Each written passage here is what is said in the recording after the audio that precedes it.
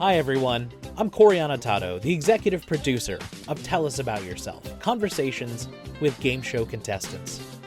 Our first season has come to a close, and our host Christian Carrion is taking a well-deserved break.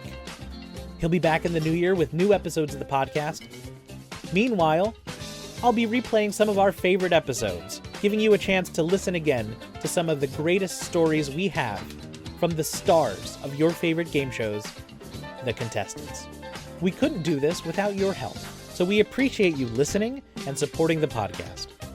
We also could not have done this without the support of the National Archives of Game Show History at the Strong National Museum of Play.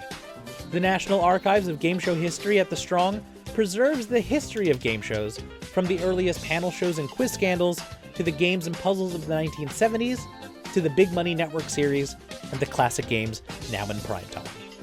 You can learn more about the archives or the museum itself at their website, museumofplay.org. We would also appreciate if you visited our Patreon page. You can support the podcast for as little as $1 per month. You can check that out and more at patreon.com/packdo. Now, without further ado, here's an encore episode of Tell Us About Yourself, conversations with game show contestants. Tell us about yourself, would you? Tell us something about you. For any new viewers, won't you tell us again about yourself? We've met before, but let's meet again. Tell us about yourself. What else can you tell us about yourself? Perhaps you'd fill us in again and tell us about yourself.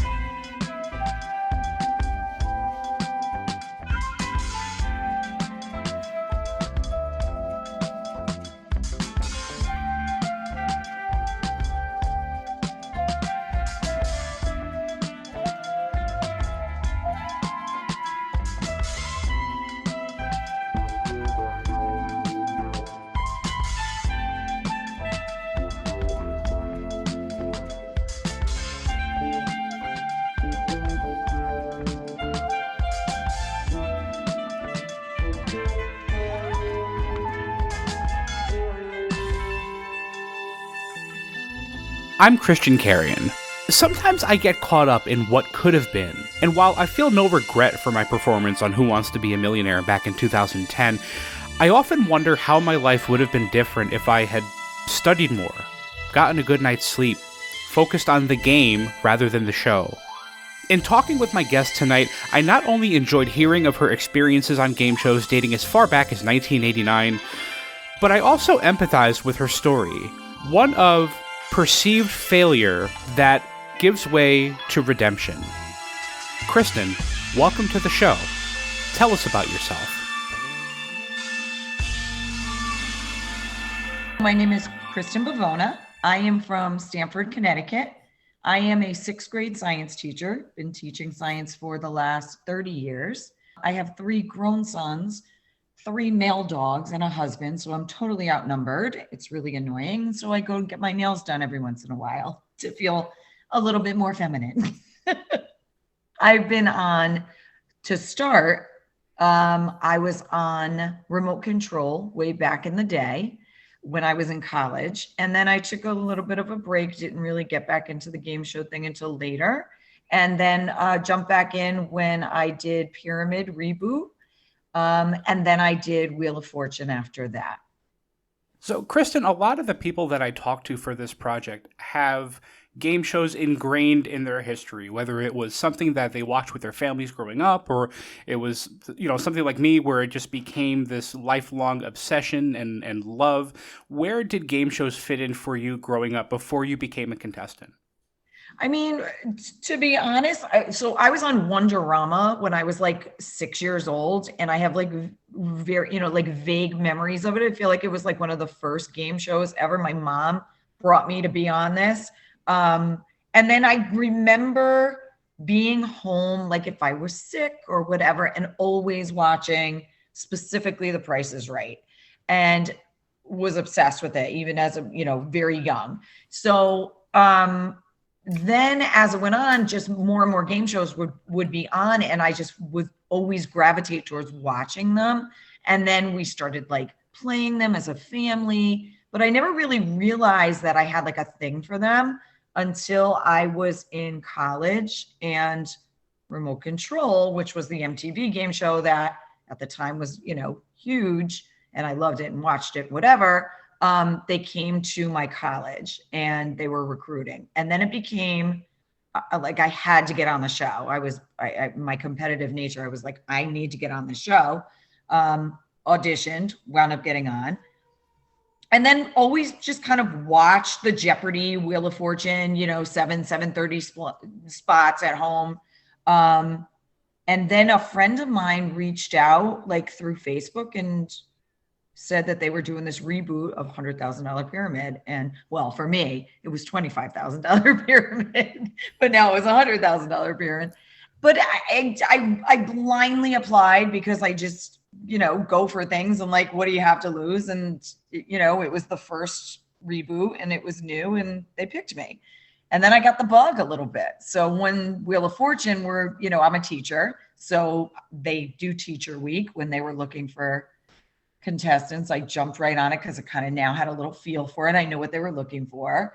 And it went from there. So we'll talk about each of those in depth in a little while. I want to go back to the idea of game shows being something you enjoyed with your family, because I think that that's something that I haven't really touched on with anybody doing this show, is the idea of game shows or the games that are played on game shows as things that bring families together. Family game night is a relatively new concept. I remember that coming up like in the 90s, and it must have been some Hasbro marketing thing where they said, play one board game a week with your family. And of course you have to go buy their game, to do that.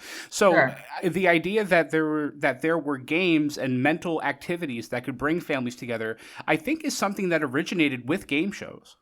I totally agree with that. My family bought the Family Feud. It was like a plastic frame. There were like paper or cardboard, like things that would have to hold it up. It wasn't sturdy at all. Everything would fall over. We couldn't get the levers going. And we played that on the regular. Like we would sit down on a Saturday night and make our teams and play these games. And it just was kind of embedded in my family. And I would let my dad's pass. So I can't see it being his thing. I feel like it was more my mom.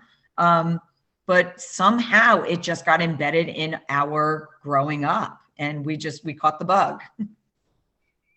And I think that that's a testament to the way game shows have fit into popular culture in the first place. I mean, right.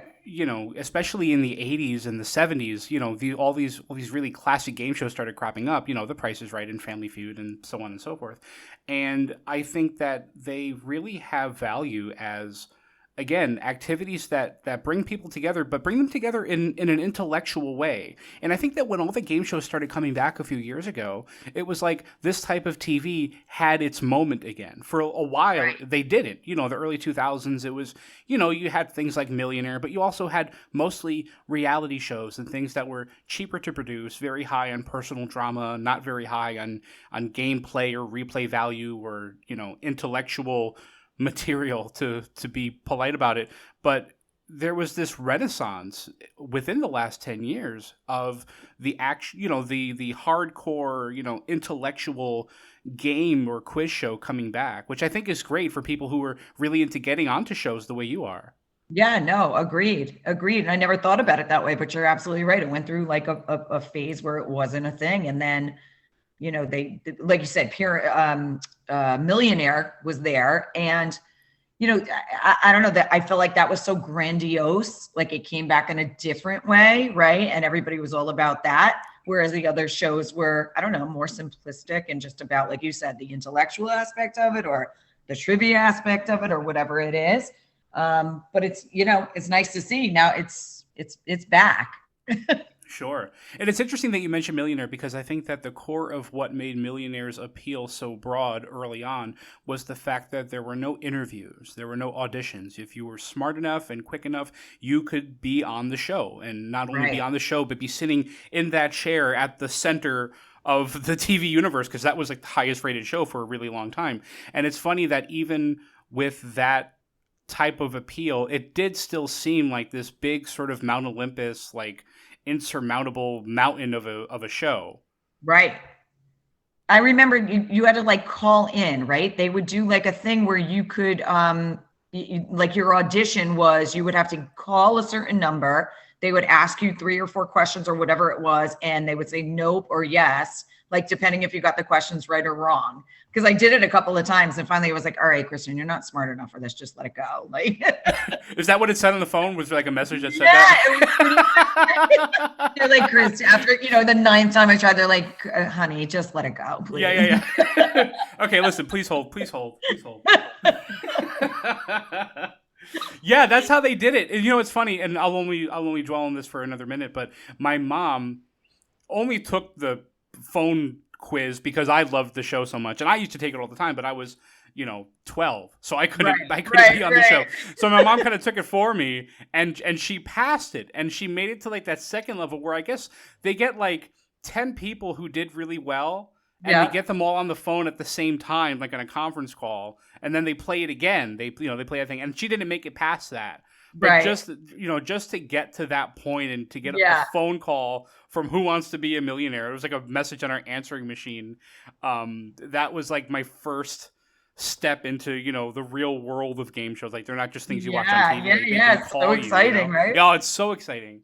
Let's go back for a second to remote control. So they came to your school and they were auditioning, and you mentioned that because you were so competitive, you had to get on. I would love to explore your competitive nature and what made you feel like you needed to become a game show contestant. Yeah, I don't know. I can't really describe it except that the minute I heard they were coming, that was it. I was obsessed. I'm a big like pop trivia kind of person, which is what that show was about. Now there's so many shows and so many things. If you tried to do like some kind of pop trivia, I wouldn't even know where to begin. But back then things were pretty simple. There weren't nearly as many TV shows or artists or whatever, so I prided myself on knowing a lot about not important things like, movies and TV or whatever. So remote control was right up my alley. So I went to the University of Connecticut and they put a thing up that they were coming to the campus and recruiting for contestants. And so that was it. I didn't want to know about anything else. I didn't want to think about anything else. So, they brought us into like a room. It was, a bunch of tables because obviously a lot of people wanted to audition for this. And they literally gave us a handwritten test. Like paper and pencil. They would ask us questions. We had to write out our answers. I want to say there was like, 20 to 30 things. We handed them in. We had to sit there while they graded them. And then the top whatever people moved to the next round. And so I made it through that. And a bunch of like my friends and roommates and stuff didn't. So they left. They went back. We played the game, we acted like we were playing the game. They gave us questions there. And then, I made it past that. And then the last round was, so how do you stand out? And so I knew, it was very on the spot. Like, so I had to perform and I don't know, instinctually kicked in. I tried to come up with anything I could. It's so cheesy now when I think about it. I don't know why they picked me. Well, were you a performer? Were you a class clown growing up? Did you have any inclination towards that kind of behavior, or was it the audition that just brought it out of you?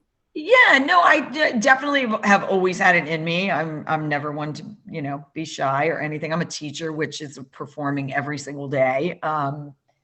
And if I didn't, I always said I would try to go into some kind of acting or, comedy or whatever, because I require a lot of attention. It's kind of annoying, but it's just me. It's just who I am. So I was like, okay, here we are. Let me, put on a show. So. Well, I do a podcast from my house, so I don't know what you're talking about. There you go. Love it. It's great. I don't require attention at all. No, this isn't a microphone in my home. That's all of us, right? That go into game shows. They're not, we're not shy. We're not. Well, that's right. And it requires a little bit of, you got to put it on a little bit, You got to put it on. A lot of people, a lot of people who go through the audition process don't realize that it's very hard to get into a game show just by being who you are every day. You have to elevate that a little bit because that's what TV looks for, Correct. And that's my Wheel of Fortune story, which I will get to later. But I realized that after doing the other shows, like exactly that part. And I also realized we should talk about remote control for a minute, because I think that to a lot of people listening, because remote control hasn't been on in quite a while. It was forever. It was a really popular show, and looking back on it, it almost had like a Saturday Night Live kind of vibe, where they tried to shoehorn a game into it, where there were sketches and recurring characters. And yes, Adam Sandler was one of them. Adam Sandler. Colin Quinn. Right. It was an unbelievably popular show, but for anybody who's unfamiliar, it's pretty much pop culture trivia. Right. And it's a little silly and it's a little fun. Yep. And at the end of the round, I have vague memories, and I know how it works now, but one of my first TV memories is somebody getting sucked into the wall behind them. So I was in the chair that flipped backwards, which I was terrified of, but I wound up flipping backwards because I made it to the speed round, the final round, whatever it was called. I did not win that. So then they flipped my chair. So they took the chair and they just flipped, and you just like literally I flipped backwards, and you see my I'm 5'2", so you see like just my little feet like flapping in the wind as they like flip me back into the wall. That's amazing. That had to have been so fun. It was a lot of fun. It had to have been so fun. So now I'm like upside down in the, behind the scenes, and these guys have to come out and like, okay, we're going to like hoist you down with the, there's nothing high tech about it. That's amazing. So up to that point, you were doing pretty well in the game. What were some of your strengths back then? Do you remember any questions or any subject matter that you were like totally all over? So it's always weird. I feel like the same thing has happened with everything that I've been on. Like the things that I'm not good at, I wound up being better at them than I thought. So like I swept like a MASH category, and I never watched the show MASH. Like I knew certain characters and then other things that like I should have known, like really known, I didn't, or I didn't buzz in fast enough. That's so interesting. And MASH, right? You don't have to watch MASH to know some of like the key words. Like if you get a category about MASH, you're going to hear Hawkeye. You're going to hear, what are you going to hear? You're going to hear Hot Lips. You're going to hear remember I got Klinger. that one. Right. That's so funny. So yeah, it's weird. Like things I'm like, oh, I totally, I couldn't, like I said, I couldn't buzz in fast enough. And then I'm like, MASH. All right, I'm just going to, I'm going to hit the buzzer because I'm going to try. And then I wind up like, getting every answer right in the category. And I'm like, I don't even know who I am right now. That's amazing. And the buzzer that you're using is something kind of handheld that you get a lot of practice with beforehand? Yeah, it's a handheld, like literally you had to use your thumb. There was like a wire. And to be honest, I think my demise at the end, because I did know a lot of the answers, they were very much about like, do not under any circumstances push that button before you see the light go off. Like he would read the question, the light would go off, and then you could hit the buzzer. So I'm like a rule follower. So I was all about looking at the light. And then the guy that won, he told me afterwards, he was like, I didn't look at the light at all. I was just hitting that button, and it allowed him to, buzz in first. So I was like, why did I listen? Like, why did I pay attention to them? They said, if you like do it before the light, it's going to lock you out. So I was like, well, I'm not getting locked out. I'm going to get the answers. That's not fair. No, it's not. You're right. That's not fair. You're supposed to, if they tell you to look at the light, you look at the light. Yeah. That's what they do on Jeopardy too. You have to wait until the thing lights up before you can hit your button. So that's what happened. I'm in a bad mood. That's not fair. And then I don't know if you remember the final of remote control, but it was a bunch of televisions. Like, yeah, don't they strap you to a bed? They strap you in a bed. Yeah, like you're in an insane asylum. That's fun, right? You're in the bed, you're strapped in, and then the TVs would come on and they played videos, and I knew every single video. And I'm literally because they make you go into the audience now to watch, and I'm literally like, that's Florence and the Machine. And he did good, but he didn't win the whole thing, whatever. So It is what it is. It's game shows. It's what happens, right? Sure, but the experience is like priceless, right?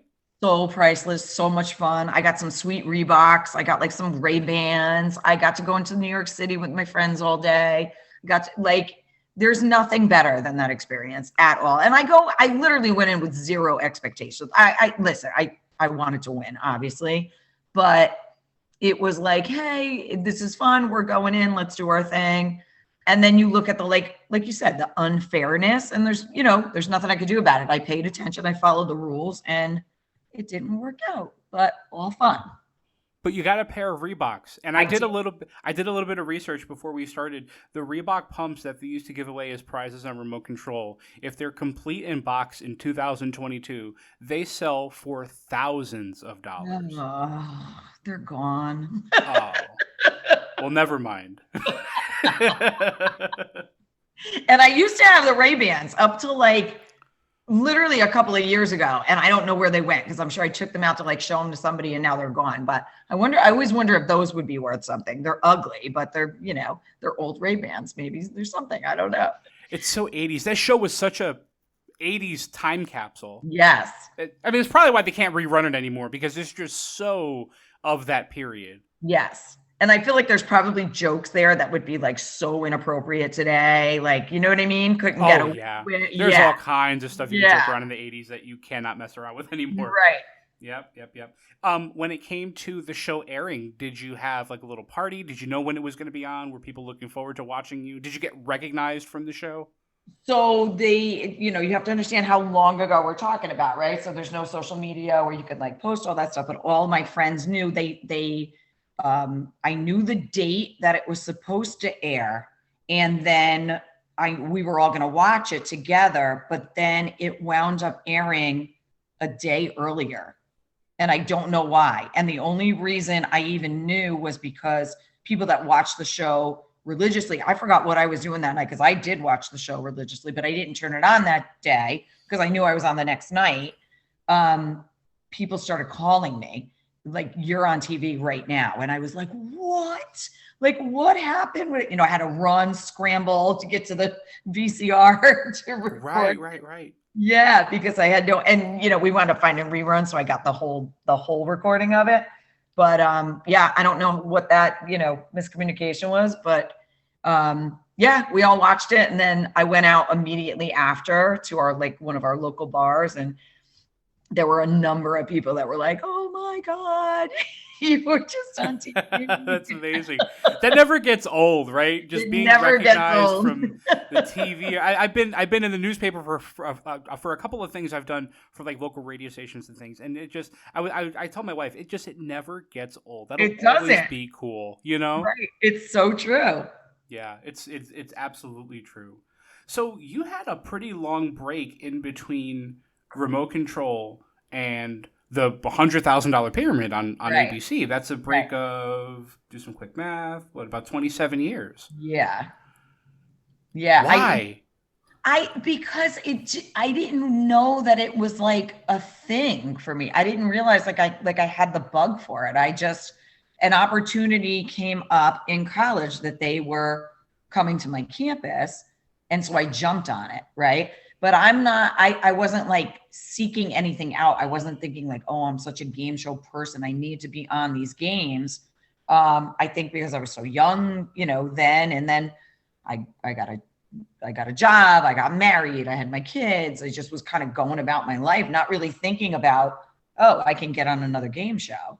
And sure. Then I think a lot of people are shocked when you tell them you've been on more than one show, because I think most people consider it a blessing or like a bucket list thing to just be on one game show. Then you tell them you've been on 3 or 4. Right. And it's like, how does that happen?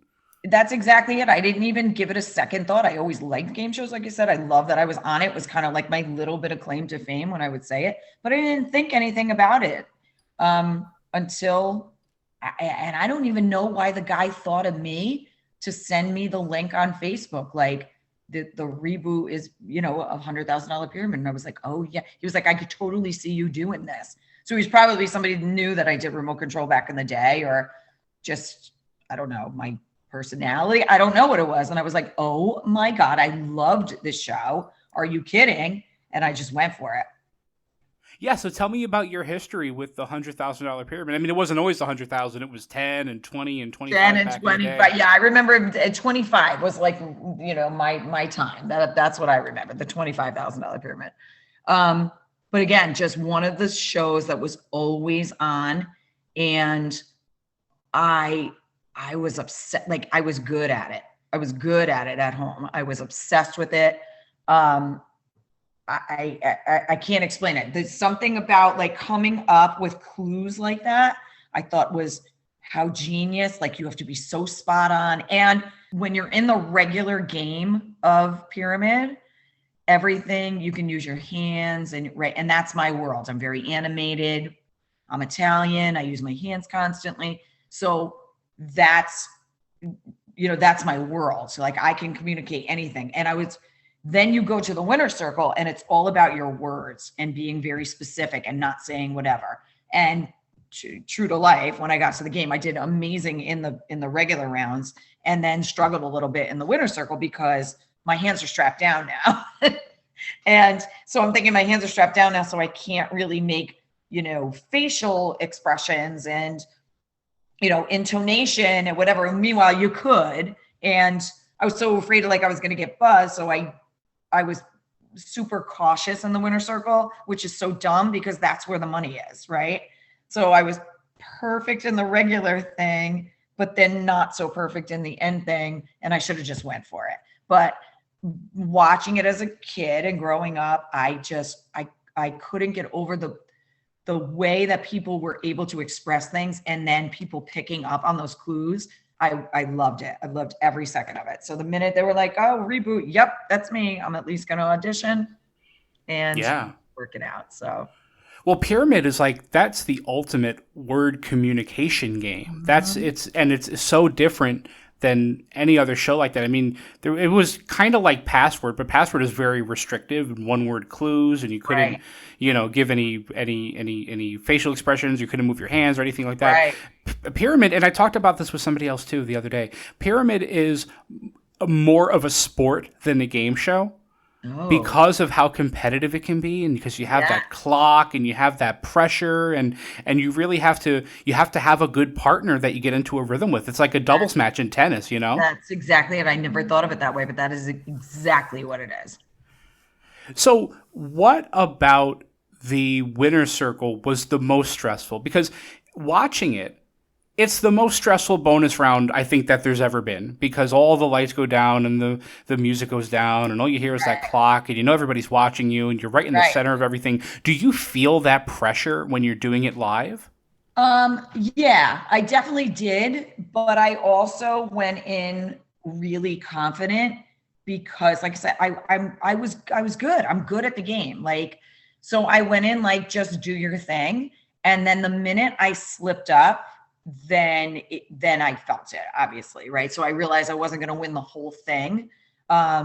So then I was like, okay, then I started to feel it. You could kind of feel the air in the room, like people were up, you know what I mean? Like the audience wants people to win so badly, and you can kind of feel that, or maybe I was just feeling it myself. I don't know. But that was the only time I felt the real pressure, because during the regular game, I was just like, I got this. My confidence level was through the roof, let's do it. But yeah, you strap my hands down and we're in a different ball game. Right. And for an Italian, that's like bounding and gagging you. How will you say anything? My mother is Italian and Czechoslovakian, and I have an uncle who comes from Kentucky with a handlebar mustache and so anything from Italian. Then he would be in our house for holidays or whatever, and I would start talking, and he would grab my hands and hold them down and say, now finish the story. And I'd be like, I can't. I'm Italian. See, he was just practicing you. He knew you would be on the $100,000 pyramid in the year 2016. Exactly. He was just getting you ready. Yes. Well, speaking of getting ready, I wonder how you prepared for that. How did you get yourself in that frame of mind? Again, this is over a 2-decade break from playing a game on TV, and this is a much different game than Remote Control. What was your practice regimen like, if you had one? So I did a lot of Heads Up, the app. Mm-hmm. Yep, because right. And only could use words. You couldn't act it out. And then I got the board game. I literally bought the board game and brought the cards everywhere I went. and just made people play it with me for the entire time. Once I knew I was on and I had a certain amount of weeks before I was going on, I was like, this is all we're doing 24/7, which is difficult because if you don't know the game, you know what I mean? Like I'm having people try to play with me, but they don't know the rules or they're not good at it or whatever. So I felt like I was giving a lot of the stuff and trying to get them to get the answer out as opposed to the other way around, because a lot of people in my life just didn't know the game or didn't know how to play the game. So when I really needed somebody, I would have to call my sisters because we grew up on the game. Sure. Again, that rhythm is like so important. Yeah. Did you have any particular strategy going into playing the game other than what you learned from playing the board game and playing the cards wherever you went? Was there any advice or any strategy that you were given going into the actual show? So as you know, right, they coach you when you get there. You know, they had people there like, we want really good players and we want, so they would, I followed the advice of everything that anybody told me. You know what I mean? Like, so I went in just with my natural like love of the game and the practicing of and knowing what they want and what they don't want. But then just literally listening to what everybody said. I tried to be as high energy as I could because I know they love that.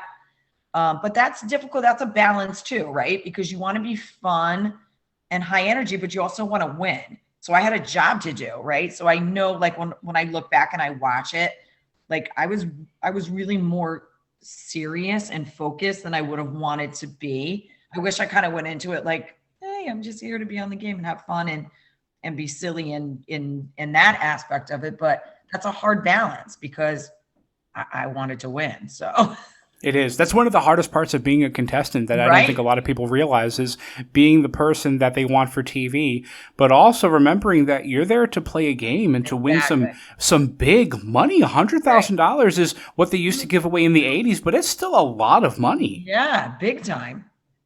So striking that balance, I imagine, was a huge challenge. Yeah. I look back in some of the shows that I've done and I realize, actually, I think I have the opposite recollection that you have, where I wished that I had been more focused on the game itself rather than being so taken by the experience. Because that was a big thing for me early on. Was like, I've watched TV my whole life, and now I'm like in the TV, and it's so surreal, and it's so mind blowing, and it's so fun, and it's so cool.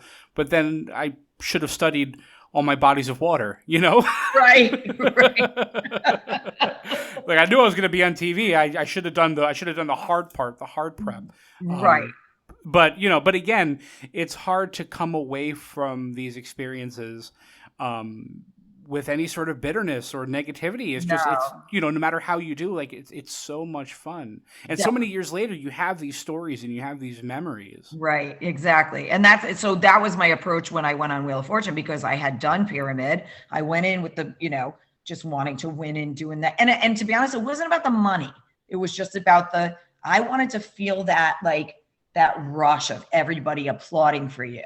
Does that make sense? Like, does it ever? Absolutely. I didn't even, absolutely. I wasn't honestly obviously the money was, and once I realized like, oh, I won money. Like we got in the car, they sent a car service for you for Pyramid because it was in New York City and I live in Stamford, Connecticut. So they sent a car for us and whatever. And my husband was able to come with me. I got back in the car and I was like, I just won money. Like what? You know what I mean? So it was more like I wanted that, but I didn't win the big money, right? So I wanted that like rush of everybody feeling like, holy crap, she just won, over the fact that I won. But when I did Wheel of Fortune, because it was the next year and I had just had that experience with Pyramid, I went into Wheel of Fortune like, I don't care if they hand me the $1,000. And I did it. Like I was much more light and free and laughing and fun and like I don't care what happens kind of thing, just to be on TV and meet Pat Sajak and do the whole thing. So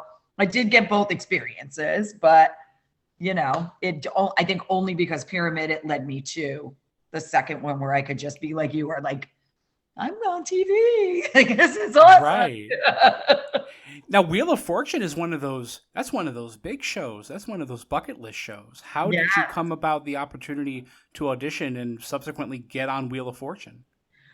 So Wheel of Fortune does it a little bit different, where they invite you to audition. So like you can put an application in. They take applications all the time, but they don't allow everybody to audition. So I put the application in. I just kind of, whatever. If it happens, it happens. If it doesn't, it doesn't. And then they reached out and said that they were looking for people to come to New York. They do it like in a ballroom in a hotel, and then they pick from there. So, you start learning. They like different demographics as opposed to, just obviously they want dynamic players and fun players or whatever. But Wheel of Fortune really didn't care if you were good at the game or not. They were looking for because they taught you the game. Once you go literally to the audition, they tell you exactly what they want you to do, what you should do, how you should act, how you should behave. And so I went and I put my bright, blue shirt on with my makeup and hair ready to go. And I walked in out of the gate like, hey, what's going on? Because I know you're in an audition from the second you walk in. And it goes back to what you were talking about before. I had people that are like, I watch Wheel of Fortune every single night. I'm so good at solving the puzzles, and thinking they were going to get picked. And they didn't get picked because they didn't have any of that dynamic that they were looking for. Right. Right. So, but if I hadn't done Pyramid and even Remote Control 20 something years before that, I wouldn't have known that. Right. Everybody who was so impressed that I was on Wheel of Fortune was like, I watched that show from, my house every single night, and I'm so good I could solve every puzzle. Nah, that's great, but it's not necessarily what they're looking for. You got to bring something else to the table. I love the sass contained in that statement. Well, try again, sweetie. I felt so bad. There was a lady sitting next to me, and she was so excited and she got all of them right. I got 4 of them right. There's a written thing again, and I'm like, oh, here we go. I don't know any of this. This is terrible. And then I got picked. I got asked to stay, and she didn't. And I was like, oh, I feel so bad. Right. I was like, I want to go to her, honey, talk a little bit, do something, jump up and down, something, anything. Right. Yep. That's funny. I had a similar experience when I was trying out for the Chase on Game Show Network, and I got on in 2013. But I went to the audition in New York, and it was at the top floor of some hotel, and it was kind of like what you're describing with the Wheel of Fortune test, where you get a written exam and everybody kind of sits in the room. It's 50 people, and we all took the test, and there was some question about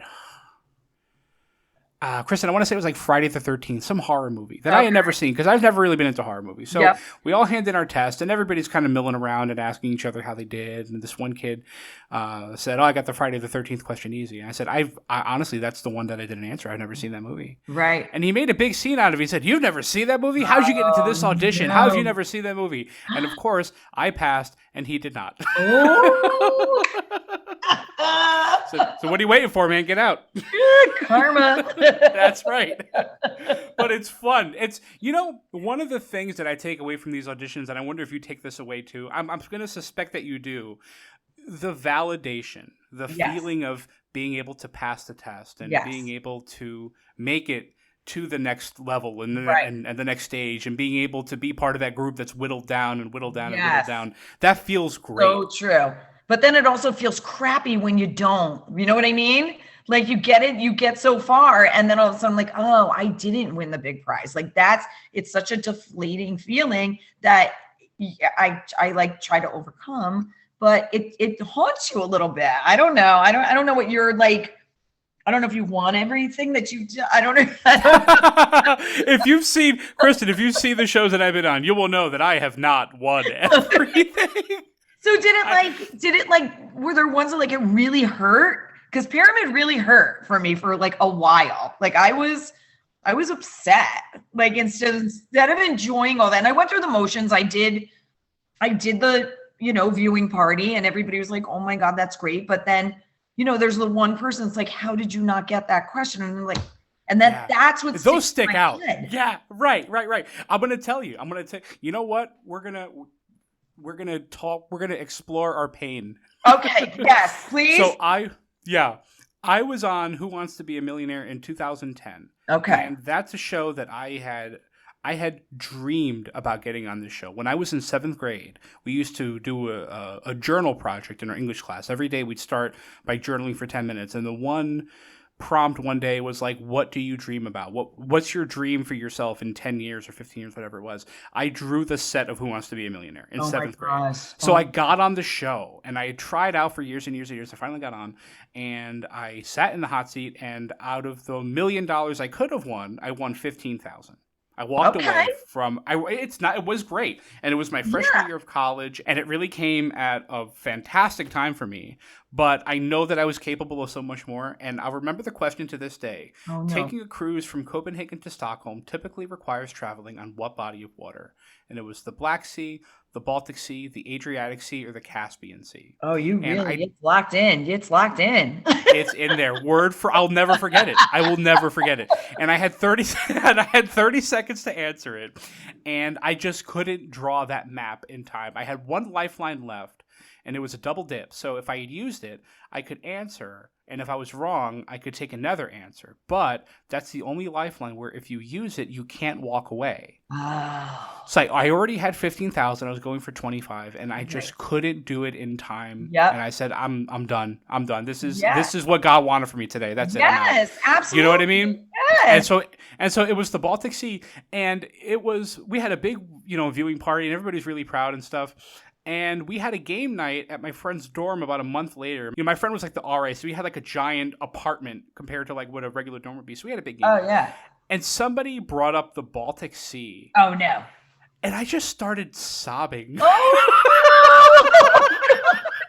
I just started sobbing. I said, I have to go. And I just needed a minute because I don't think I ever like properly processed that Yes. loss. Like, again, I was lost. I was kind of lost in the sauce in terms of like I was on the show, and look at me. There's a picture of me like sitting in the chair. Yeah. There's a picture of me like holding the check and stuff, and I never processed that properly. Yep. And I think just thinking that moment, I realized like what I could have done compared to what I did. Yep. And I feel completely different about it now. Now, it's water under the bridge, and if it wasn't going to happen, it wasn't going to happen. But right. Yeah, that really it hurt for a little while, and it took a joke at a game night for me to realize how much it hurt. Right. You kind of bury it, and you just go, like you said, you go through the thing, like hey, yeah, that's exactly it. I want to hear how you handled the feeling of not making it all the way to the top of the pyramid. How long did that last? What was that feeling like, and how did you overcome it? It lasted a good year. I'm not gonna lie. Like I was sad. And it's so bad, right? Like I don't know if this is the part. Like I almost feel like is there like a group out there for us? Like you're talking to it. There we go. I was like, I don't think anybody would understand if I said this out loud to people. Like. I did something that so many people are like, how do you do this? You went on national TV. Weren't you terrified? Like, and I did so many, like I said, like good things on it, but all I kept harping on were the mistakes that I made. And I mean, it got me for a while. I literally like a full year. And then I think Wheel of Fortune saved me a little bit from it, because I was like, Kristin, you got to let it go, dude. Like and you can tell yourself that all you want, but I don't know, somehow doing this, it was like, okay, now I can go into this differently with zero expectations. So I think here's what it is. I was really good at the game pyramid and then wasn't successful. I'm not really good at Wheel of Fortune stuff. So I had nothing to lose. Like I was just going to go on there and just have fun and be like, whatever. And then you weren't trying to prove yourself. I wasn't at all. And I got to the end, and then I didn't win the car at the end. I didn't know it at all. So then people were like, how did you not know that phrase? And I have a whole story about that, but I was like, you guys don't understand. Like, I'm not that good at Wheel of Fortune at all. I look at these puzzles. I either know it pretty early on, or I don't know it at all. You can literally get down to like the last letter and I'm still like struggling. And there's nothing in between. I know it fast or I don't.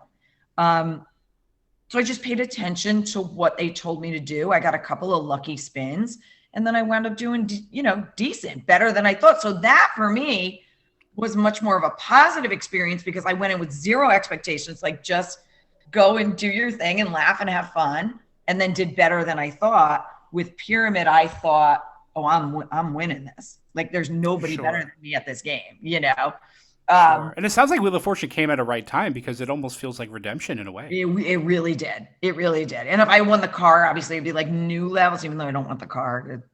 That's a whole other nightmare with the car, that whole deal with the tax and all that. Right? I was like, car, I was like, okay, like zero law. And then they showed me what the puzzle was. And I was like, I literally turned to Pat and I go, you could have gave me 10 minutes. I wouldn't have gotten that. So let's move on.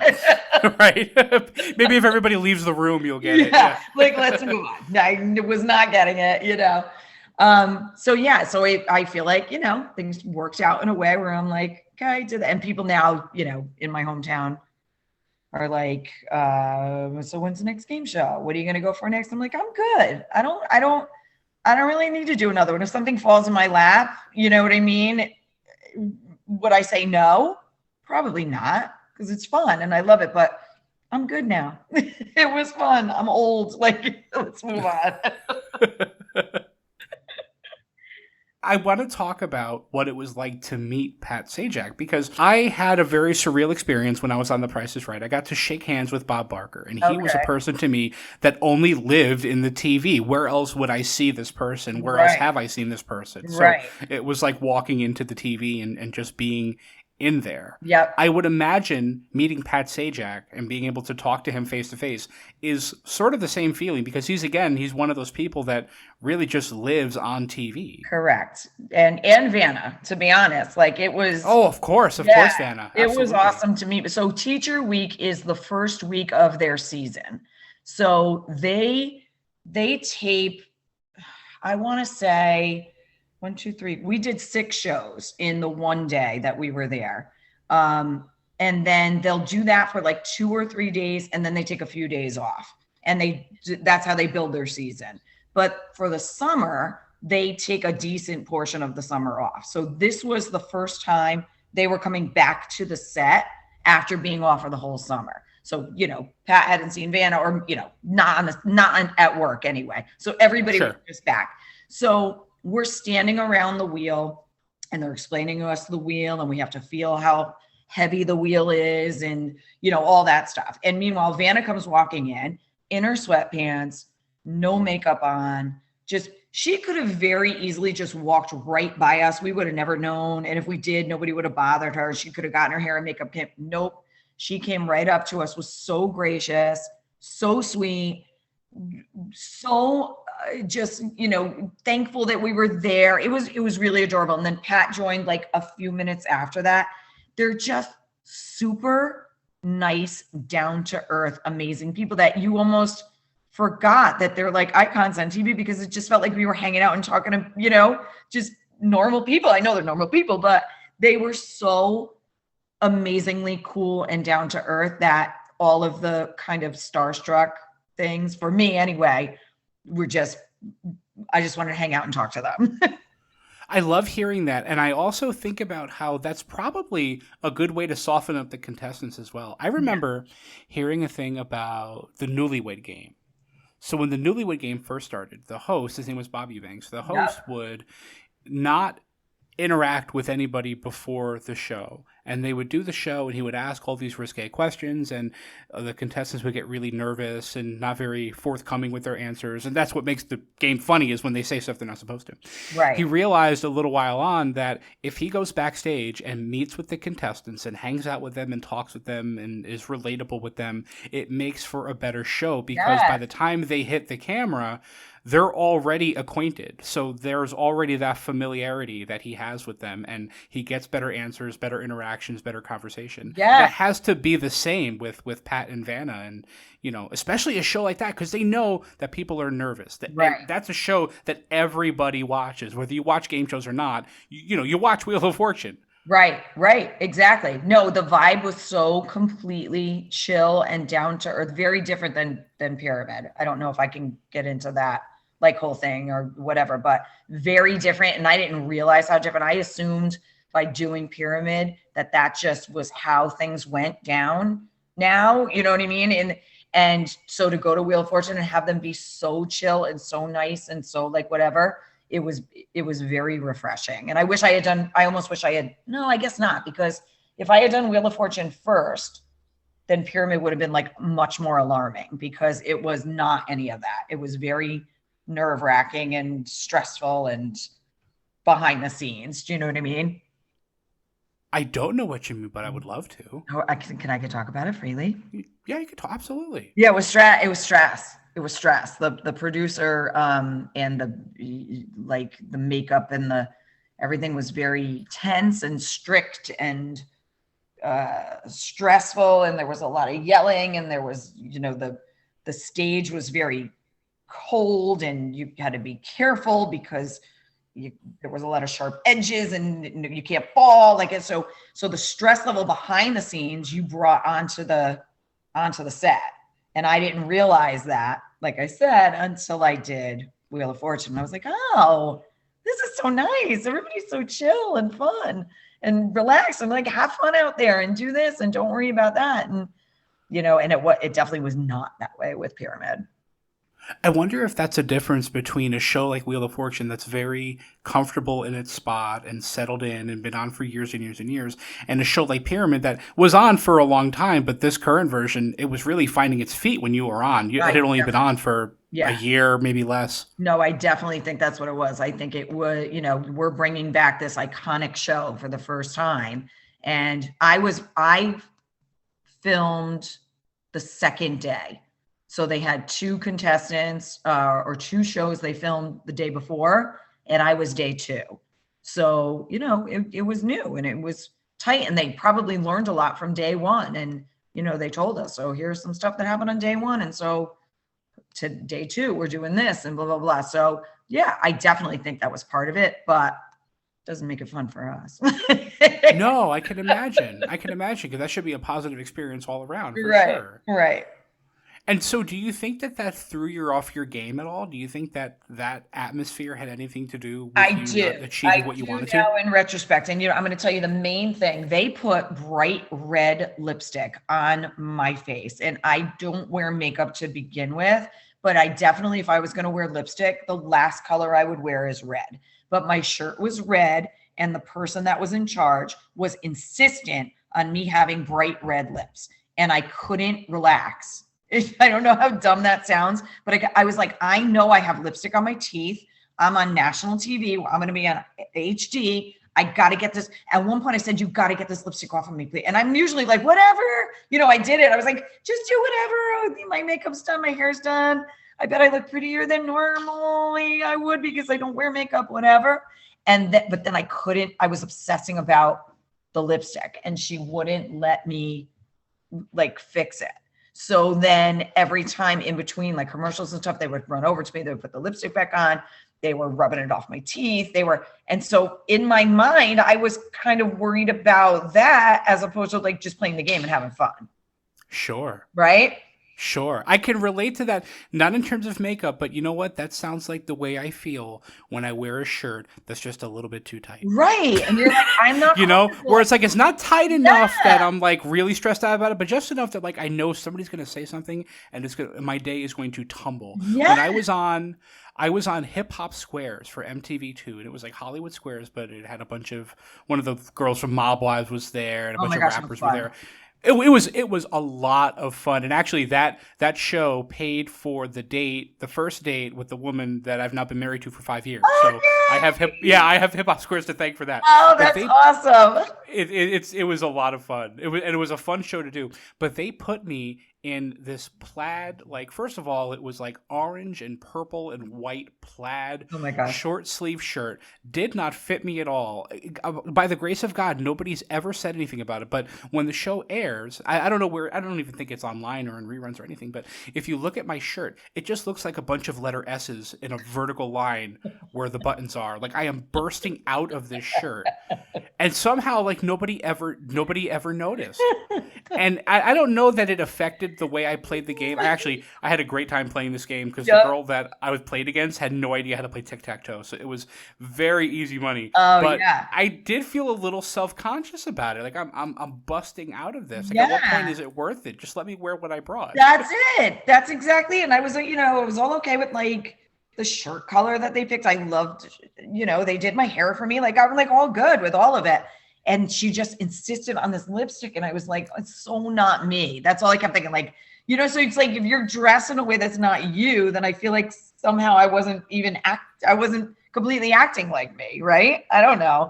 Of course. Well, of course you're thinking about how you look on TV. You want everybody to see you in the best light possible. And if you're wearing something that doesn't make you feel like yourself, that's a whole world of stress. And I can't imagine playing a game under that pressure. Exactly. And then they kept redoing it. And I was like, just stop putting more on. I swear. I'm trying to blot it. Like, I was like taking toilet paper when like on break and trying to like blot it off myself. And then she'd come back out, slap more of it on. I'm like, oh, please stop. It's on my teeth. I know it.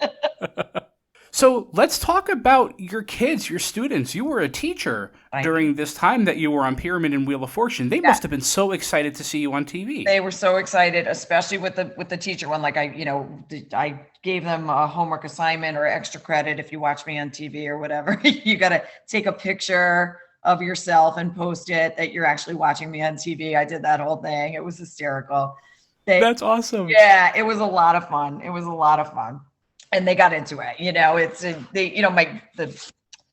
My hometown paper came, like, teacher does whatever, that whole drill that they do. But sure. Oh yeah, local news loves it. Oh my gosh. When somebody makes it on a show like that. Yeah. Well, briefly going back to the feelings that you were describing when you were disappointed in yourself that you didn't win as much as you thought you could have won or should have won. Did the feeling of support from your students and the media around you and the local paper and all that, did that support go any way towards resolving those feelings for you? I would imagine that would feel great, especially in light of what you're describing. It totally does. And it did. It's okay. So it's like, you can get 5,000 compliments, but the minute somebody's like, that dress doesn't look amazing on you, that's what you remember, right? So, or I do anyway. I can't speak for all, but that's what I do, right? So yes, I was embracing all of it. And then one person would be like, how did you not get that answer? And that sticks with me. So I don't know how else to explain it. It's my own, issues or whatever. And then I would have to like realize like, okay, you didn't do perfect. Nobody is perfect. Take all the positives and don't worry about that. There's always going to be haters out there. And that's what it was. It came across, Stanford's a city, but we're a very small town. And anybody who's like born and raised here and never really left like me, we know everybody. And so for all the 100 of compliments, the 101 of somebody that, you knew from 8th grade or whatever, that has to make the dig, it would stick with me, and I now realize like, it's not about me, it's about them. Like they're just being haters. But at the time I was like, why couldn't I have just been amazing that nobody would have ever had anything to say negative? Right. Also, what the hell have they ever done? Exactly. Exactly. But I wasn't there then. I'm now there. And I wouldn't change one thing about it. It was meant to be the way that it happened. We laugh about things. I won money. Like how could you ever be upset about it? But full disclosure, I struggled a little bit, not winning the whole thing. But it's encouraging to hear that you pulled yourself out of it. Yes. And I mean, how stupid do I sound? Like somebody on the outside, like, oh, poor you. You won $19K on Pyramid and you're crying because you messed up on answer. Like, stop. You know what I mean? I get it. I get how dumb it is. Yeah, that's true. I don't think it sounds dumb, though, because honestly, right, it's all about context. Right. So if you explain the context to that person, that this is a show that you've been watching for years and years and years, and against all odds, it's back, and you're able to play this thing, and, you're thinking of the people that you used to play the game with and all the people that helped you practice and what you would do with all that money. And in the context of all of that, to fall short of what you know you can achieve, I think is very relatable to a lot of people. Right. I mean, it happens every day with non-game show things. Anybody who's gone for a job and not gotten it and seen the person that they trained get the promotion that they thought they were going to get, Right. Agreed. That, that kind of disappointment, but also that kind of resilience as well, I think is super relatable. Exactly. So, Kristin, the recording of this interview, which, by the way, thank you so much for doing this with me. I've had so much fun talking to you. Yeah, no, thanks for having me. This is awesome. I'm glad. Thank you. The recording of this interview is going to be included in the National Archive of Game Show History in Rochester, New York. And the exhibit will be opening at some point within the next couple of years, but this project is an attempt to collect the experiences of as many former contestants as possible, because I think that although each contestant has a similar story, they were on a game show, or in your case, more than one, the walk up to those experiences is different for everybody. Everybody has a different reason for wanting to do it, or different background that, that gets them to that point. I would love to know how you feel about being included in this kind of history. I love it. I think it's amazing. I think this is the coolest thing. I didn't even know this was happening until when you sent the email and explained what the deal was. I think it's amazing because there's true game show people out there. Obviously, me and you are them, and there's a whole other a big group out there that's all about it. I think this is really, really cool. I'm excited. Well, I am very appreciative that you took the time to talk to me. I loved learning about your experiences. And from a personal standpoint, I do take something away from the story of disappointment in the face of relative failure, but, bouncing back and even being able to do a show after that. And, getting back into that headspace that lets you succeed in another opportunity, I think is super relatable, and I personally am taking something from that. So that's awesome. Very much appreciative. Yeah, absolutely. Thank you so much.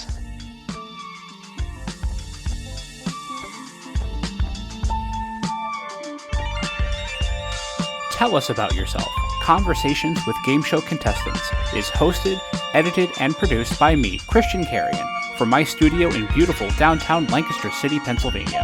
Co-executive producer Cory Anotado. This has been a production of BuzzerBlog, the most popular game show website in the world, in partnership with the National Archives of Game Show History at the Strong Museum of Play in Rochester, New York. For more information, visit museumofplay.org. Thank you so much for listening. I'm Christian Carrion. Good night.